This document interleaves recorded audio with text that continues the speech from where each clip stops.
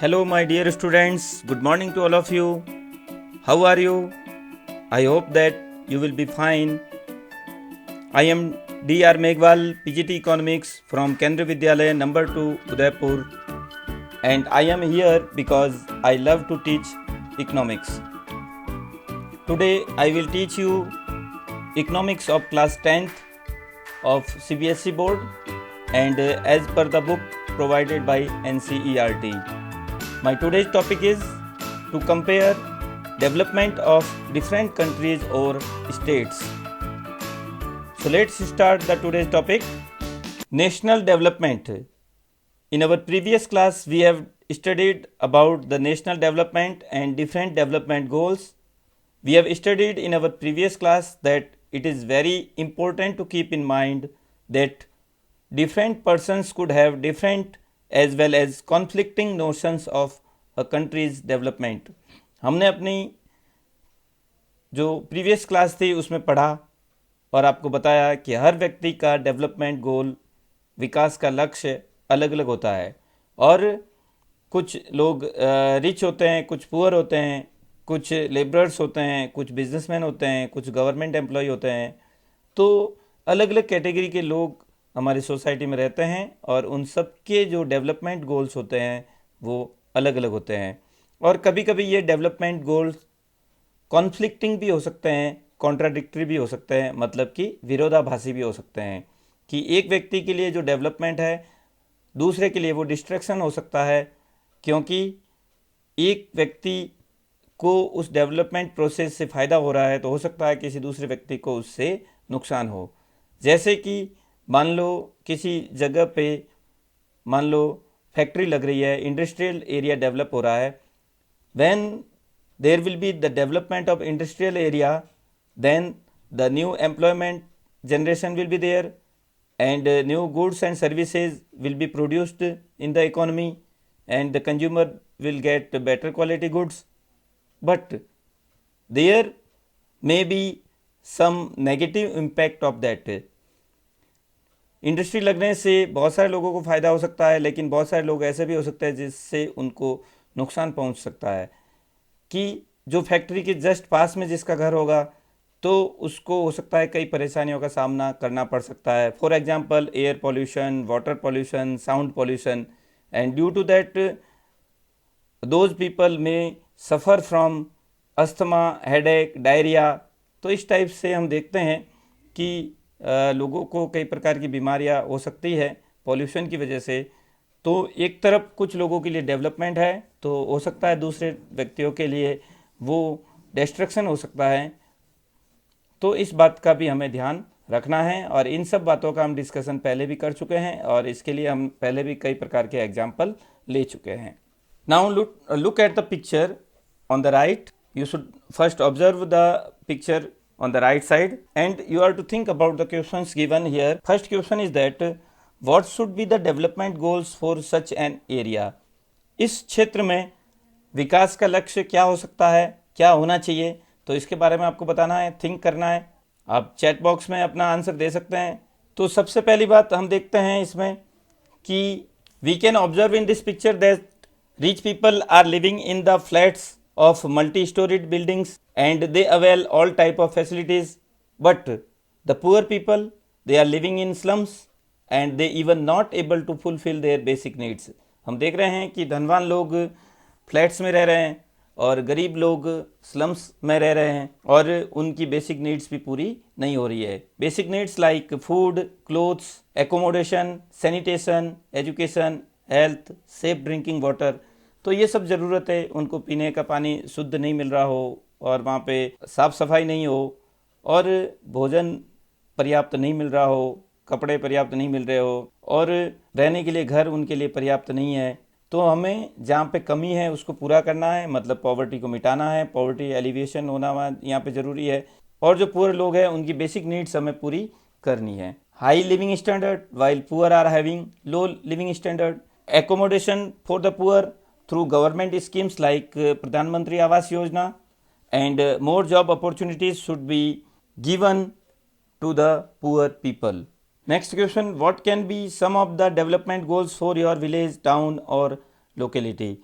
तो आपको भी अपना थिंक करके बताना है कि जहाँ पर आप रह रहे हैं वहाँ पे जिस गांव में या किसी शहर में या फिर किसी कस्बे में और आपके आसपास की लोकेलिटी में, आपके आसपास का जो एरिया है वहाँ पे किस प्रकार का डेवलपमेंट गोल होना चाहिए। तो इसके बारे में आपको थिंक करना है और नोटबुक में नोट भी करते रहना है। इन योर विलेज, टाउन और locality, that is employment generation, poverty alleviation, proper sanitation, cleanliness, safe drinking water, and all season roads, electricity supply. So these may be the development goals. How to compare different countries? In this world, many countries are there, and how we can compare those countries? कुछ देशों को developed की श्रेणी में रखा जाता है और कुछ देशों को अंडर डेवलप्ड की श्रेणी में रखा जाता है, मतलब कुछ धनवान देश है, कुछ गरीब देश है। तो हम इनको किस टाइप से कंपेयर करते हैं? हम कहते हैं कि फ्रांस है वो इटली की तुलना में कितना रिच है या उसकी तुलना में कितना पीछे हैं। हम कह सकते हैं पाकिस्तान है वो श्रीलंका की तुलना में कितना आगे हैं या कितना पीछे हैं। तो हम अलग अलग कंट्रीज़ को किस टाइप से कंपेयर करेंगे, इसके बारे में हमें स्टडी करना है। How to compare different countries और states? How some countries are generally called developed and others under developed. For comparing countries, their income is considered to be one of the most important attributes. हमने अपनी previous class में भी पढ़ा कि development goal जो होते हैं, कुछ डेवलपमेंट गोल इनकम रिलेटेड होते हैं और कुछ डेवलपमेंट गोल्स होते हैं वो अदर देन इनकम रिलेटेड होते हैं। तो जब हम डेवलपमेंट की बात करते हैं तो सबसे पहले हमारे माइंड में आता है कि इनकम कितनी है, और इनकम के अलावा हम दूसरे क्राइटेरिया भी देखते हैं। इनकम के अलावा हम दूसरी चीज़ों का भी ध्यान रखते हैं, जैसे कि safety and security, freedom, equality, healthy environment, distance from the distance from our house. तो ये सब चीज़ें भी हम देखते हैं, लेकिन सबसे पहले जो हमारे माइंड में आता है वो है इनकम। तो अगर हमें एक देश को दूसरे देश से कंपेयर करना है तो सबसे पहले हमें इनकम क्राइटेरिया देखना पड़ेगा कि इनकम किस देश की ज़्यादा है और किस देश की कम है।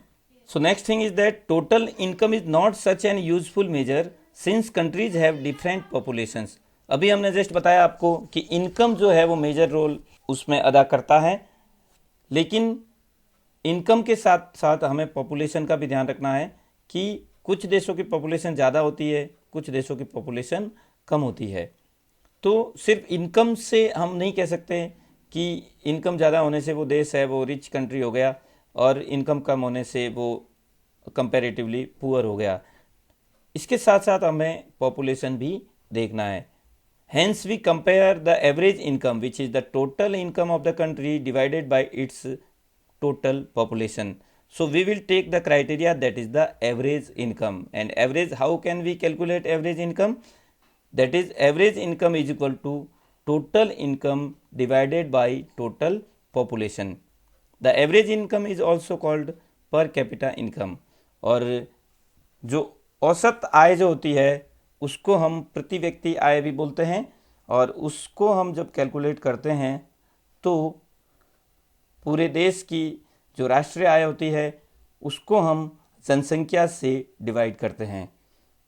तो एक व्यक्ति के हिस्से में कितनी इनकम आती है वो हमें पता चल जाता है।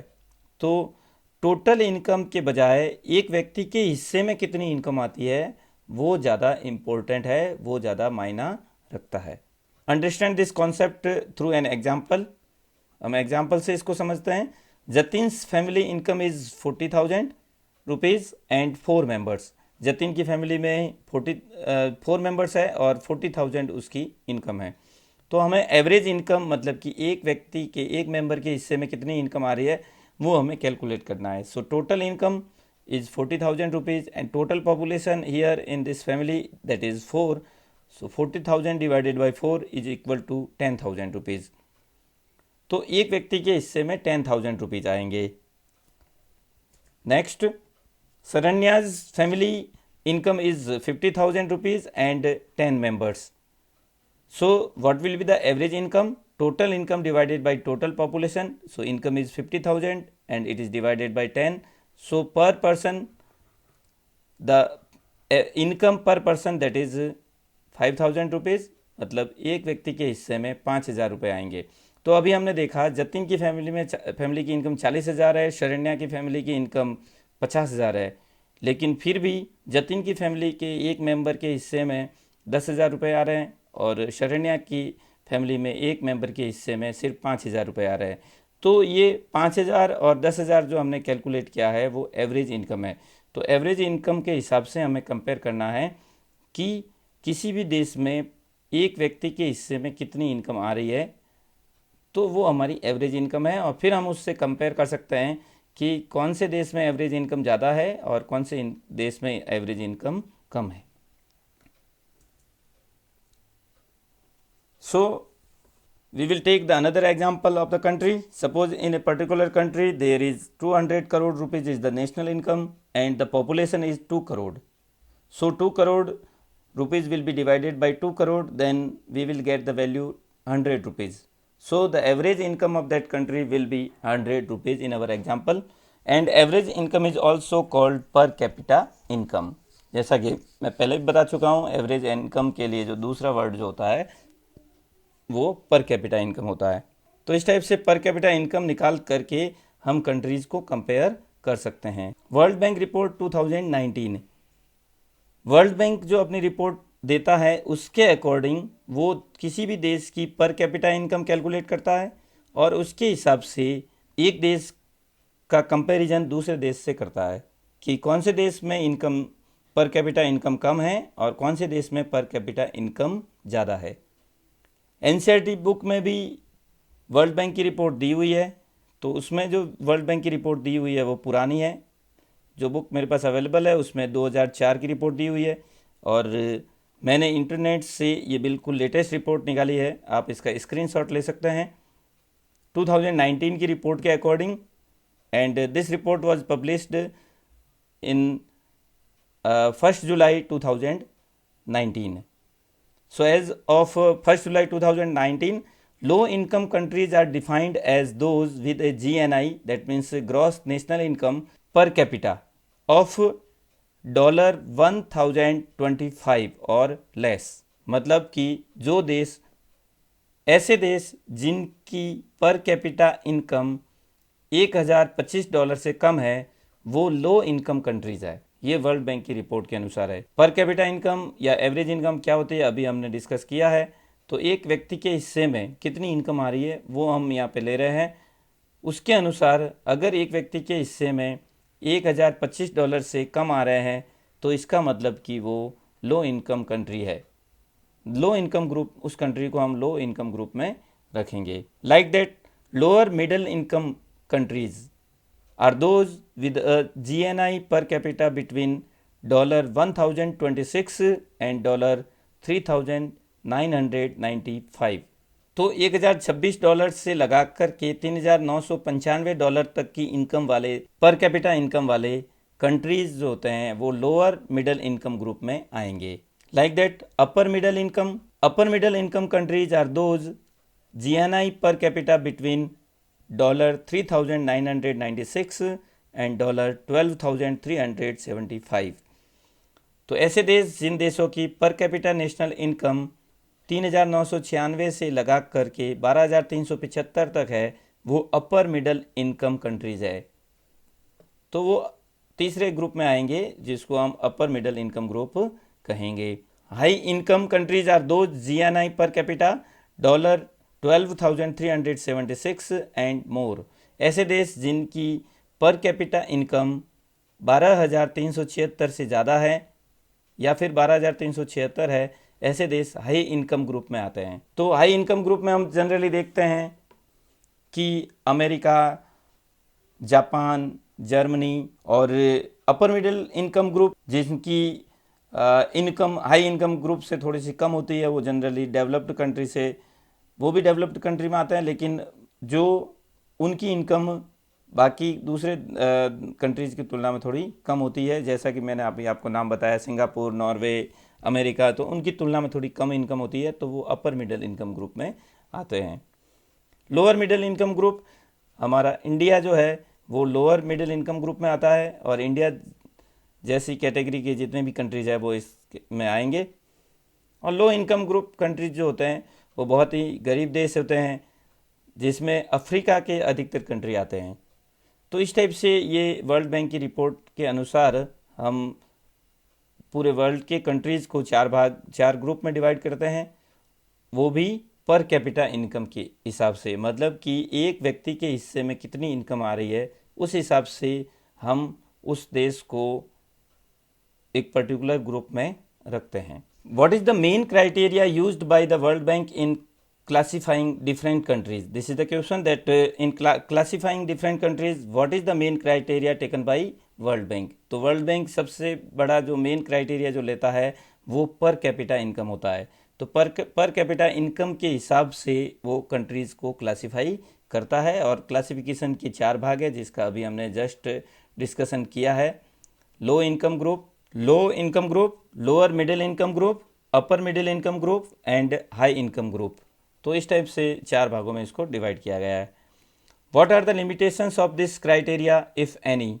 अब उसकी कुछ कमियां भी है तो बताना है कि इसकी कमी ये है कि सिर्फ इनकम क्राइटेरिया लेकर हम किसी देश को डेवलप्ड और अंडर डेवलप्ड की श्रेणी में नहीं रख सकते, क्योंकि इनकम के अलावा हमने देखा कि other than income related criteria जो होते हैं वो भी बहुत ज़रूरी है।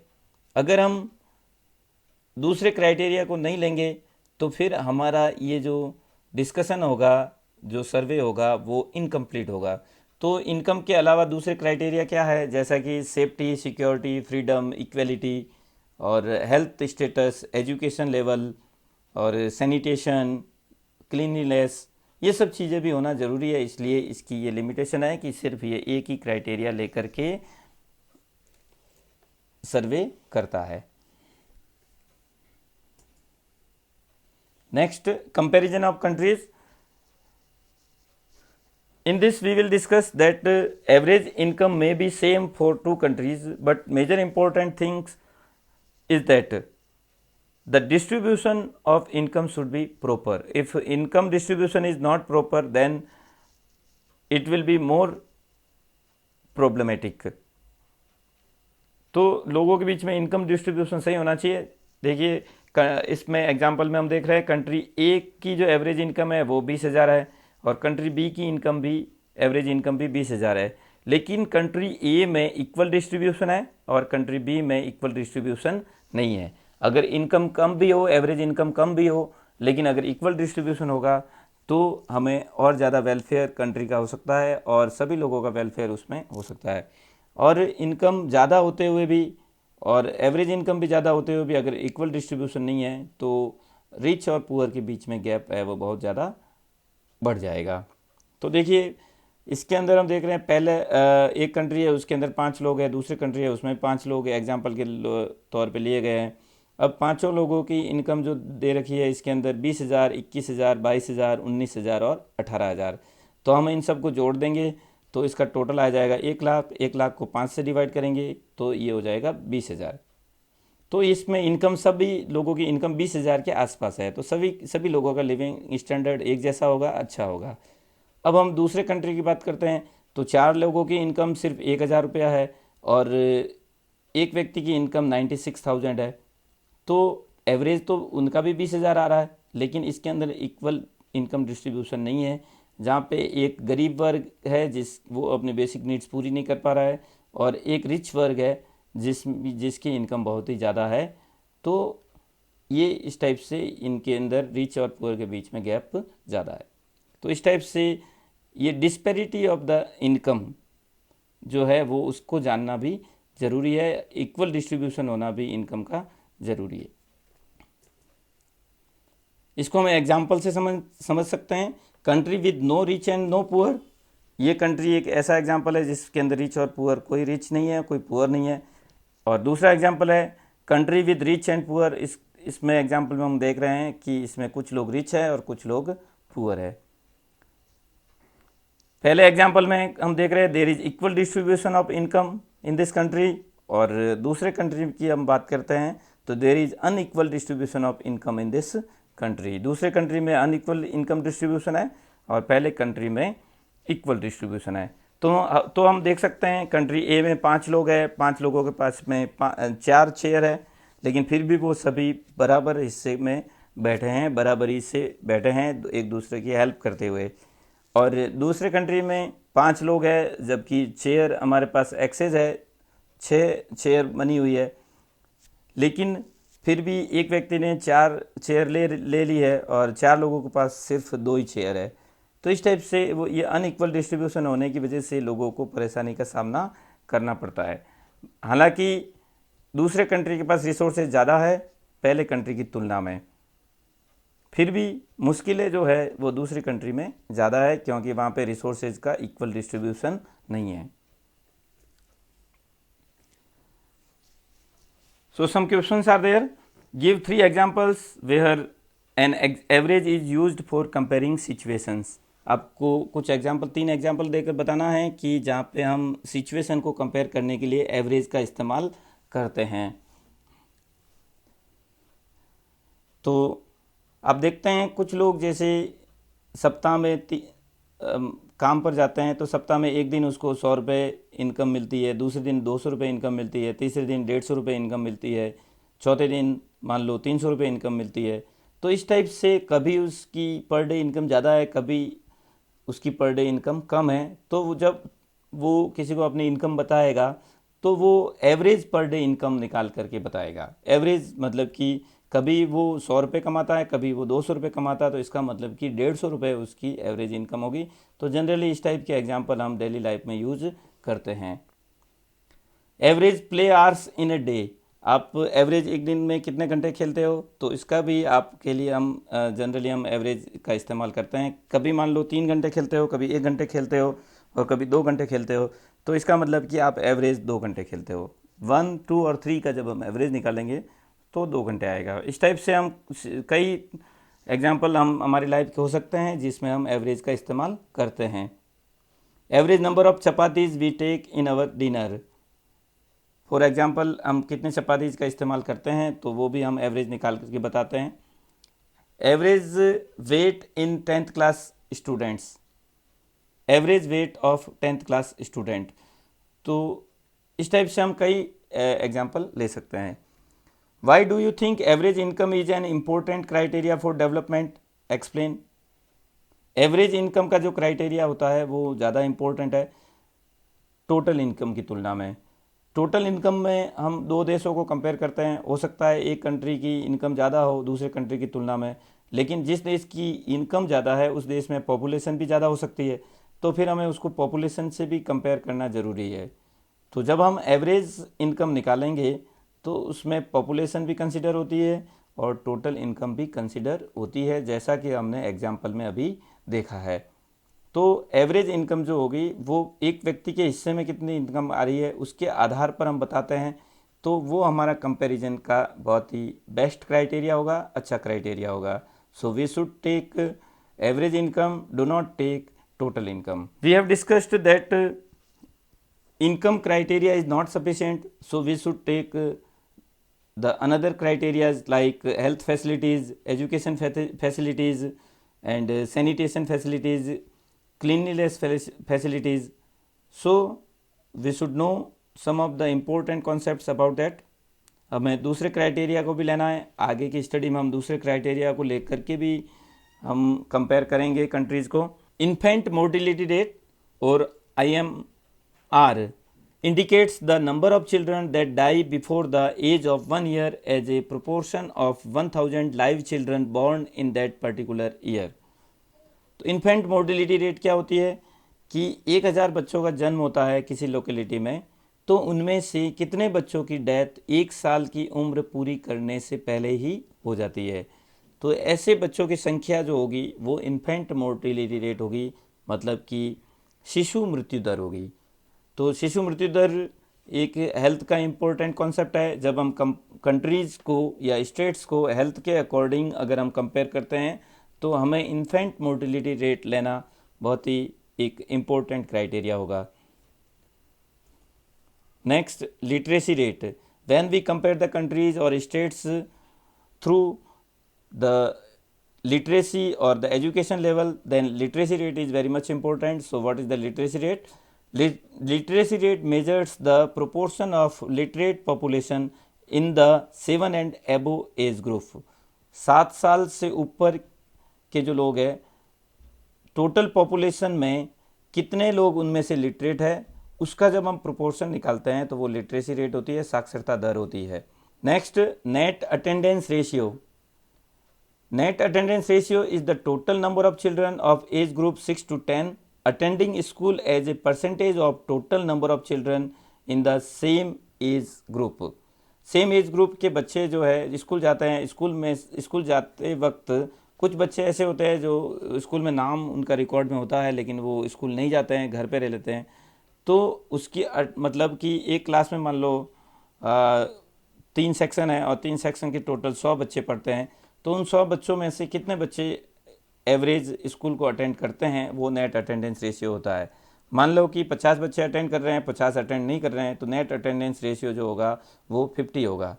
ये 100 के ऊपर कैलकुलेट किया जाता है. एक पर्टिकुलर एज ग्रुप के अगर मान लो 100 बच्चे स्कूल जाते हैं तो उनमें से कितने बच्चे स्कूल अटेंड करते हैं, तो इसका एवरेज हम निकालते हैं. और जनरली ये net attendance ratio primary school के बच्चों के लिए निकाला जाता है जो कि एज ग्रुप 6 से 10 साल के बच्चों का होता है. How to compare different states. तो जिस टाइप से हम कंट्रीज़ को कंपेयर करते हैं इस टाइप से स्टेट्स को भी हम कंपेयर करेंगे. तो स्टेट्स को कंपेयर करने के भी कई क्राइटेरिया हो सकते हैं, जिसमें एक क्राइटेरिया के बारे में हमने डिस्कस अभी किया, that is the total income और per capita income. Generally we should not take total income, we should take per capita income और average income. When we will take average income of different countries, we can compare them, and when we will take the average income of different states, then we can compare them. इस type से हम income उनकी पर capita income लेकर के हम एक state को दूसरे स्टेट से कंपेयर कर सकते हैं.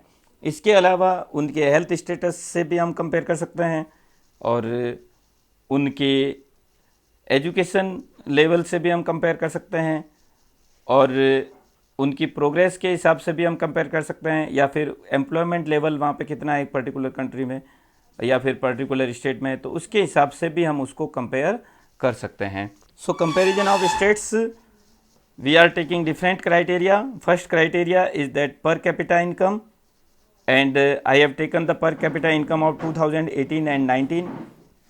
In the book, the old data is given and I have taken new data from internet, so you can take the screenshot for future. So per capita income is given for 4 states, that is Goa, Delhi, Rajasthan and Bihar. In Goa, per capita income is 5,02,425, in Delhi 4,02,172, and in Rajasthan 1,21,582, and in Bihar 47,541. So per capita is highest in Goa. In Indian states, highest per capita income is in Goa according to 2018 and 19. Goa की income हमारे देश में सबसे ज़्यादा अभी latest data के अनुसार, और दिल्ली इसके अंदर सेकंड नंबर पे है. और इसके अलावा और भी हमने कुछ 2 स्टेट और लिए हैं, ऐसा नहीं कि राजस्थान तीसरे नंबर पे है, और भी हमने स्टेट लिए जिनकी लोअर इनकम, जो कि लोअर इनकम ग्रुप के हैं. अब हम देखते हैं infant mortality rate. Infant mortality rate that is in Goa 8, in Delhi 18, in Rajasthan 41 and in Bihar 38. Infant mortality rate Goa में बिल्कुल कम है, सिर्फ 8 है. इन्फेंट मोर्टिलिटी रेट के बारे में आपको अभी जस्ट बता चुका हूँ कि 1000 बच्चों का जन्म होता है, उनमें से कितने बच्चों की डेथ 1 साल की उम्र पूरी करने से पहले हो जाती है. तो गोवा में ऐसे 8 बच्चे हैं जिनकी उम्र 1 साल पूरी करने से पहले ही डेथ हो जाती है 1000 बच्चों में से. और दिल्ली में 1000 बच्चों का जन्म हुआ और उनमें से 18 बच्चों की डेथ 1 साल की उम्र पूरी करने से पहले हो जाती है. तो इस टाइप से राजस्थान में ये रेशियो सबसे ज़्यादा है और गोवा में ये सबसे कम है. Now we will compare the states by literacy rate, that is according to the census of 2011, and in Goa that is 87.4%, in Delhi that is 86.34%, in Rajasthan 67.06%, and in Bihar that is 63.82%. And you should know that highest literacy rate in our states, that is Kerala. In Kerala there is 94% literacy rate, and in Lakshadweep that is at the second number, that is 92.28%, and in Mizoram that is at third rank, and the literacy rate in Mizoram is 91.58%. So we can see that it is not compulsory that the state which is having the highest per capita income also having the highest literacy rate. ऐसा ज़रूरी नहीं है कि जिस state की पर capita income highest है तो लिटरेसी रेट भी हाईएस्ट हो, ऐसा ज़रूरी नहीं है। हमने देखा एग्जाम्पल के तौर पे गोवा की पर कैपिटा इनकम सबसे ज़्यादा है, इंडिया के जितने भी स्टेट्स है उसमें गोवा की पर कैपिटा इनकम सबसे ज़्यादा है, लेकिन लिटरेसी रेट के मामले में हम देखते हैं तो केरल की लिटरेसी रेट सबसे ज़्यादा है। तो हम अगर सिर्फ उसको इनकम के क्राइटेरिया के हिसाब से लेंगे तो गोवा सबसे डेवलप्ड माना जाएगा और फिर बाद में दिल्ली, लेकिन अगर हम लिटरेसी और इन्फेंट मोर्टिलिटी और नेट अटेंडेंस रेशियो और बाकी दूसरे कंपोनेंट के आधार पर भी कंपेयर करेंगे तब हमें वास्तविकता का पता चलेगा कि कौन सा स्टेट सबसे आगे हैं और कौन सा स्टेट सबसे पीछे हैं। इसके लिए सिर्फ हमें इनकम क्राइटेरिया या पर कैपिटा इनकम क्राइटेरिया नहीं लेना है, और भी दूसरे क्राइटेरिया भी इसके साथ में लेना ज़रूरी है। Next thing is that net attendance ratio. Net attendance ratio in Goa that is 78, in Delhi that is 70, in Rajasthan that is 60, and in Bihar that is only 40. That means suppose net attendance ratio is taken for the primary classes, the age group of 6 to 10, जो primary classes में जो बच्चे पढ़ते हैं उनमें से कितने बच्चों का नाम एनरोलमेंट किया गया है, कितने बच्चों को एडमिशन दिया गया है, उनमें से कितने बच्चे स्कूल अटेंड करते हैं। तो गोवा में 100 में से 78 बच्चे स्कूल अटेंड करते हैं, जबकि बिहार में 100 में से सिर्फ एवरेज 40 बच्चे स्कूल अटेंड करते हैं। मतलब कि किसी क्लास में 100 बच्चों का एडमिशन हुआ है तो उसमें से सिर्फ 40 बच्चे स्कूल आ रहे हैं और 60 बच्चे अपने घर पे मस्ती कर रहे हैं, मज़े कर रहे हैं। Let's see how much you have learnt. First, question number first, define per capita income. आपको सोचना है और नोट भी कर लेना है नोटबुक में कि पर कैपिटा इनकम की डेफिनेशन क्या होती है। Per capita income is the total income divided by population. Next question, define infant mortality rate. You are to think and write the definition in your notebook. Infant mortality rate indicates the number of children that die before the age of 1 year as a proportion of 1000 live children born in that particular year. किसी वर्ष 1000 बच्चों के जन्म में से कितने बच्चों की डेथ 1 साल की उम्र पूरी करने से पहले हो जाती है, वो हमारी इन्फेंट मोर्टिलिटी रेट या फिर शिशु मृत्यु दर होती है। Next question number 3, define literacy rate. You are to think and write the definition in your notebook. So what is the literacy rate? Literacy rate measures the proportion of literate population in the 7 and above age group. 7 वर्ष और उससे ऊपर के age group में कितने लोग पढ़े लिखे हैं, तो उसके प्रोपोर्शन को हम लिटरेसी रेट कहते हैं। Next question, question number 4, which state is having highest literacy rate as per census of 2011।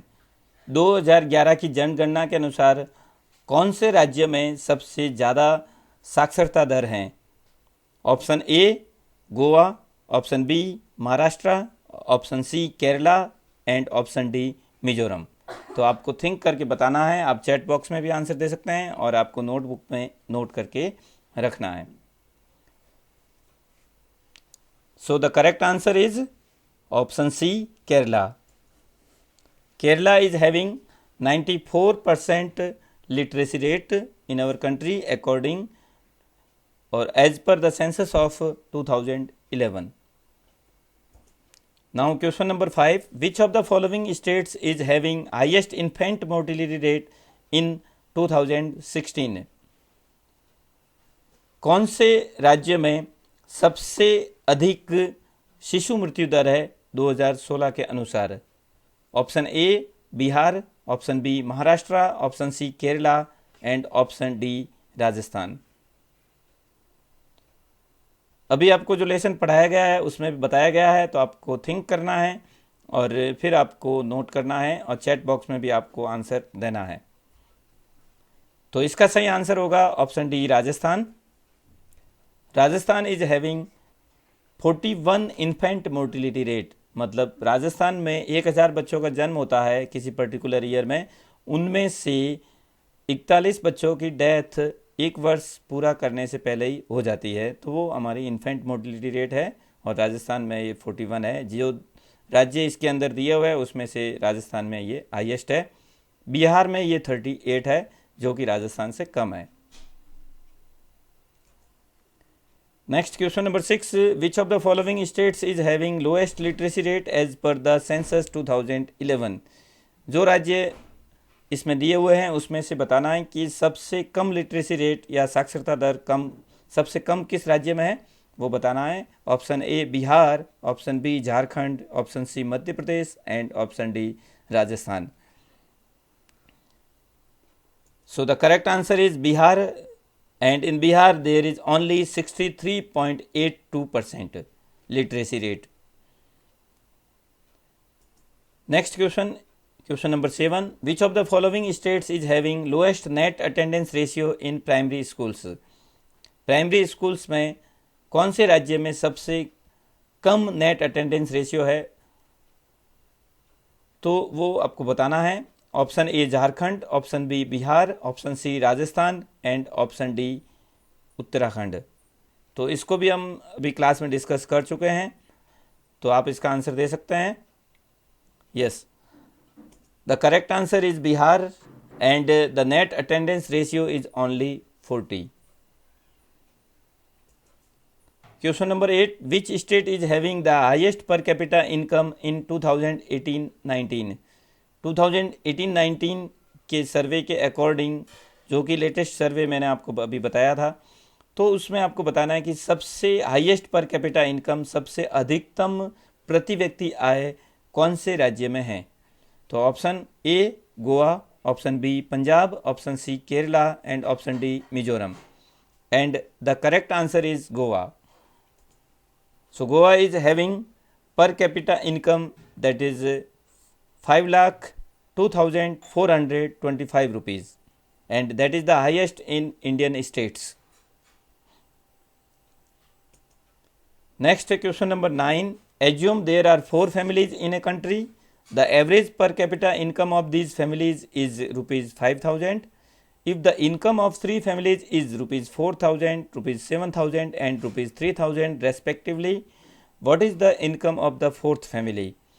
तो आपको क्वेश्चन में दिया गया है कि एवरेज इनकम 4 फैमिलीज दी हुई है, 4 फैमिलीज की एवरेज इनकम 5,000 रुपये है और उसमें से 3 फैमिली की इनकम जो कि 4,000, 7,000 और 3,000 है दी हुई है, और आपको चौथी फैमिली की इनकम कितनी होगी वो आपको फाइंड आउट करना है।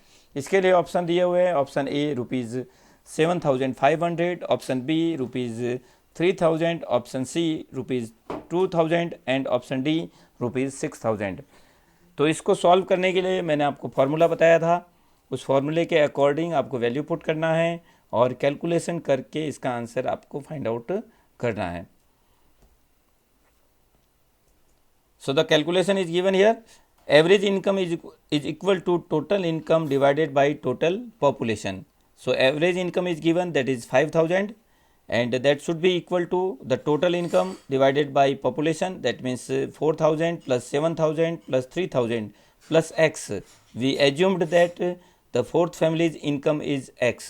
हमने मान लिया कि चौथी फैमिली की इनकम x होगी, तो इस टाइप से चारों फैमिली का टोटल हमने ले लिया, फिर इस टोटल को 4 से डिवाइड कर दिया, तो ये हमारी एक इक्वेशन बन गई। अब 4 को हम इधर ट्रांसफ़र करेंगे तो 5000 से इंटू हो जाएगा, 5000 into 4 is equal to 14,000 plus X. In this way 20,000 is equal to 14,000 plus x. So the value of x will be 20,000 minus 14,000 is equal to 6,000. So the 6,000 option D is the correct answer. Next question number 10. As per World Bank report 2019, the countries having per capita income more than $12,376 and more are. तो ऐसे देश जिनकी income $12,376 से ज़्यादा है, तो ऐसे देशों को कौन सी कैटेगरी में रखा जाता है? Option A low income countries, option B lower middle income countries, option C upper middle income countries and option D high income countries. तो अभी जस्ट आपको बताया था क्लास के अंदर, तो आप इसका आंसर बता सकते हैं। So the right answer will be option D high income countries. Next question, it is the last question. Question number 11. As per World Bank report 2019, the countries having per capita income less than $1,025 are called. तो ऐसे देश जिनकी income $1,025 से कम होती है, ऐसे देश जिनकी पर कैपिटा इनकम $1,025 से कम होती है, तो ऐसे देश कौन सी कैटेगरी में रखे जाएंगे? Option A low income countries, option B lower middle income countries, option C upper middle income countries and option D high income countries. So the correct answer will be option A, that is low income countries. Thank you very much my dear student for watching this video, and I hope that you have understood all the things clearly, all the concepts clearly, and next time मेरा video की notification आपको time पे मिले, इसलिए आप video को ज़रूर like करें, ज़रूर शेयर करें और सब्सक्राइब भी ज़रूर करें। और मैं आशा करता हूँ कि आपको ये वीडियो अच्छा लगा होगा और आगे भी आप मेरे वीडियो देखते रहेंगे। So all the best for your studies and thank you very much once again.